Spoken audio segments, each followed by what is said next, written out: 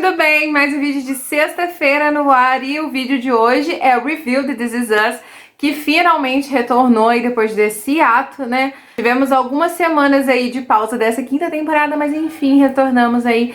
E esse é o review do quinto episódio dessa temporada. Vocês estão gostando? Me contem aqui abaixo. O que vocês estão achando dessa quinta temporada? Confesso pra vocês que eu tô sentindo saudade da Rebecca, gente. A Rebecca não tem aparecido muito. A Mandy Moore tá um pouquinho afastada das gravações. Será que é por conta da gravidez dela que ela tá mais afastada? Não sei, talvez seja, mas eu tô sentindo bastante falta da personagem. Ela tem aparecido bem pouco.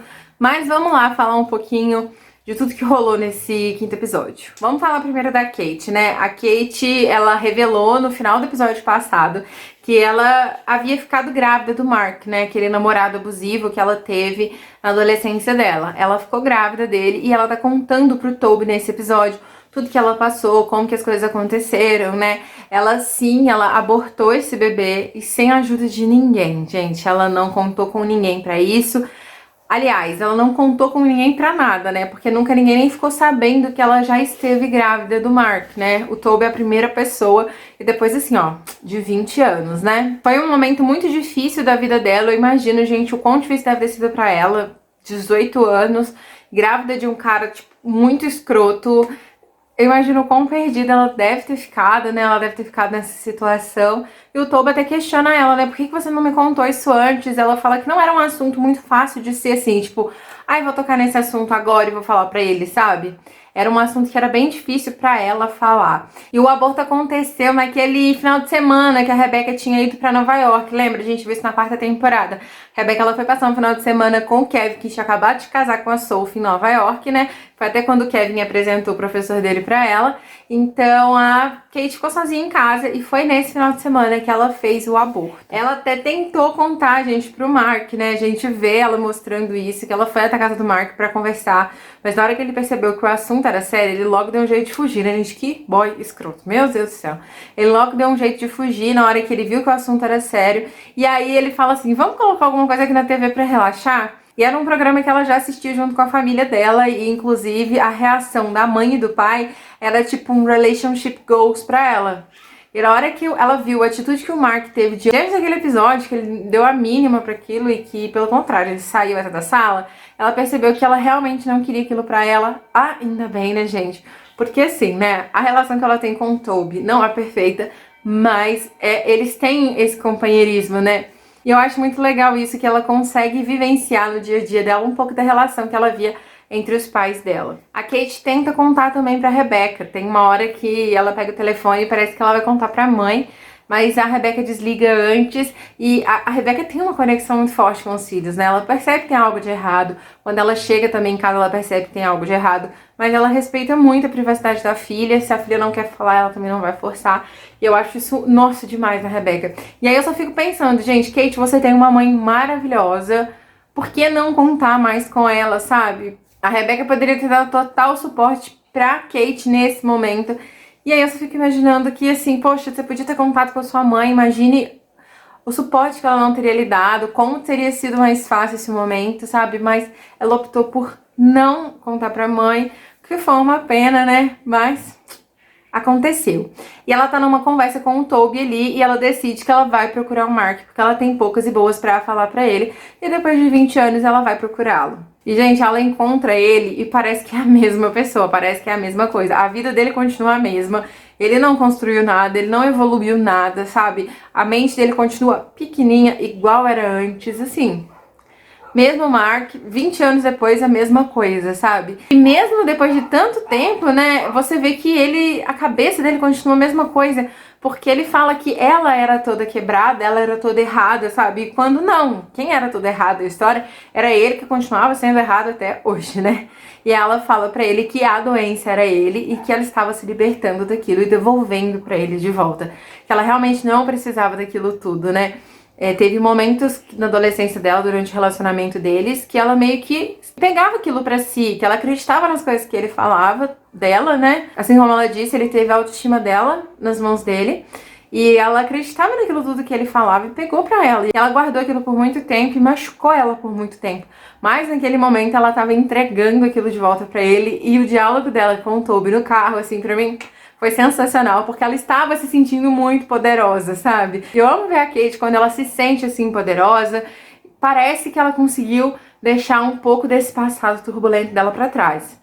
Parece que o primeiro passo ali foi dado. Kevin e Madison, gente, eles estão no mesmo lugar? Eles estão no mesmo lugar, porque todos os dois estão muito felizes ali com a gravidez, com a família deles, né? O Kevin, num dado momento ali da vida dele, ele quis muito, né, ter essa família que ele tá formando agora com a Madison, e eles estão totalmente no mesmo lugar quando o assunto é a família deles.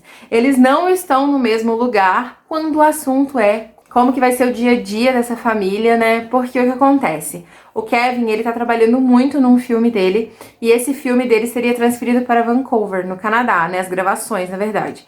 E aí ele meio que recusa por conta da gravidez da Madison, que já tá avançada, mas ela fala, não, vai lá, faz o teu filme, tu se dedicou muito pra fazer esse filme, vai lá, faz, você vai conseguir voltar antes dos bebês nascerem. E ele entende isso como um tipo assim, cara, eu posso continuar trabalhando, viajando, rodando o mundo inteiro e tá tudo certo. A gente vai pegar o nosso trailerzinho familiar com as nossas duas crianças e vai viver rodando o mundo afora com as minhas gravações. Eu acho que foi tipo isso que o Kevin pensou. E aí, o Kevin, gente, ele tá muito focado na família dele, tá? Os pensamentos deles ali não estão batendo, mas ele tá muito focado na família dele. Tanto que ele quer contratar ali, né, a melhor das babás pra cuidar dos filhos dele. Ele tá tentando fazer tudo que ele pode, o melhor que ele pode, dentro daquilo que ele acredita ser o certo, né? E no momento dessa entrevista é que, assim, o pensamento deles começa a bater, porque o Kevin demonstra essa vontade de viajar com o trabalho dele, e a Madison não. A Madison quer ficar na dela, criar os filhos dela ali numa casinha, num lar estável. E aí, depois que essa babá vai embora, eles começam a conversar sobre o assunto. E é quando a Madison expõe, né, o que tá ali dentro do pensamento dela. Que ela quer criar as crianças de um jeito tradicional, estável, dentro da casa deles, sem isso de ficar indo pra um lado e pro outro. E aí, gente, o Kevin até se lembra que quando ele estava casado com a Sophie, né, surgiu uma oportunidade para ele trabalhar em Las Vegas, em Hollywood, né, e ele tinha se mudado há pouco tempo para Nova York, então a Sophie ia ficar em Nova York e ele ia para Hollywood para fazer esses novos trabalhos, e foi aí que o casamento deles começou a desandar, foi aí que eles se perderam um do outro. E ele relembra isso no trajeto, quando ele tá indo, né, pra viagem dele. E eu pensei, putz, o Kevin não vai, ele vai desistir, ele vai voltar, porque ele vai se lembrar que foi ali, e foi assim, lá no passado, num momento desse, que ele perdeu a Sophie, né? E aí eu pensei, gente, eu acho que ele não vai. O que vocês acham? Comentem aqui abaixo. Eu acho que por mais importante que seja esse trabalho dele, por mais que ele tenha se dedicado, a gente viu que ele se dedicou bastante, mas a família dele vem em primeiro lugar, né? Aquilo ali era tudo que ele sempre sonhou. E foi até nesse momento que ele e o Randall também começam a se reaproximar. Porque o Randall deu esse toque nele quando eles eram adolescentes, né? Poxa, não vai, sabe? Você se casou há pouco tempo, a Sophie é a melhor coisa que aconteceu na sua vida, não vai. E que o Randall faria se estivesse no meu lugar. Gente, eu acho que o Randall... Acho, não, tenho certeza. O Randall colocaria a família dele assim, ó, no topo do topo. E não iria se a família dele não fosse. Assim como aconteceu, né, na temporada passada. Foi todo mundo embora pra Filadélfia. Caso contrário, as coisas não dariam certo. E aí o Randall, gente, tá passando por um momento também, tá? Por um... O que acontece? Vamos lá, vamos situar. Desde o começo da temporada, a gente vê um vietnamita, né, conversando com a sua netinha, falando a respeito da mãe do Randall. E ele consegue, enfim, entrar em contato com o Randall depois daquela dancinha que ficou super popular do Randall na internet, né? Inclusive, até a galera que trabalha ali com ele no escritório fez um uniforme, gente, que fizeram até os músculos da camisa fazendo a dancinha do Randall. Depois disso, o Hai, que é o nome do vietnamita, conseguiu entrar em contato com o Randall e falou tudo pra ele. Falou que conheceu a mãe dele, que ela morreu em 2015 de câncer de mama e que ele queria conversar com ela. Inclusive, ele manda uma foto pro Randall e o Randall nunca tinha visto uma foto da mãe dele, gente. Então, assim, ela tava linda na foto, super radiante. Bom, aquilo corrói o Randall durante o episódio todo, porque além do baque que ele teve de descobrir que a mãe não morreu quando ele achou que ela tinha morrido, que foi quando ele nasceu, né? E aí tinha aquilo ainda, será que o meu pai, será que o William mentiu pra mim? Porque ele me contou que ela morreu um dia depois do meu parto, né? Ele mentiu pra mim, tudo que ele me contou então foi mentira. Gente, o Randall passa o episódio inteiro sendo corroído por essa dúvida. E são algumas palavras do Kevin que desperta ali nele, né, que vira a chavinha nele, que faz ele ligar pro Hai pra saber essas informações a respeito da mãe dele. Gente, e assim, é lindo, porque tanto ele quanto a Beth, eles ficam super empolgados enquanto o Randall tá conversando com o Ray no telefone. E eles vão se encontrar. O Randall vai pra Nova Orleans pra ver como a mãe dele viveu, pra saber as coisas que a mãe dele gostava. Ele vai descobrir um pouquinho mais ainda sobre a sua história, né? Como foi que ele chegou até ali, quem foram as pessoas que deram a vida pra ele, porque antes ele conhecia a mãe dele apenas pelas palavras do William, né? Agora ele vai conseguir saber um pouco mais da mãe sóbria, porque parece que depois que ela ganhou o Randall, né, que ela foi viver com o Ray, eu não sei se eles eram namorados, se eram só amigos, ainda não sei, mas parece que ela teve uma vida mais limpa, mais tranquila, mais calma, mas a gente ainda vai ver como isso tudo aconteceu agora nos próximos episódios, e eu confesso que estou empolgada. Vi muitas pessoas falando que, tipo, ai não, eles estão enrolando demais, adicionando mais história, assim, na história do Randall, e não vai ficar legal, mas, gente, eu tô gostando. Não acho que será um caminho fácil, uma trajetória fácil pra essa galera toda, eu acho que eles ainda vão passar por muita coisa.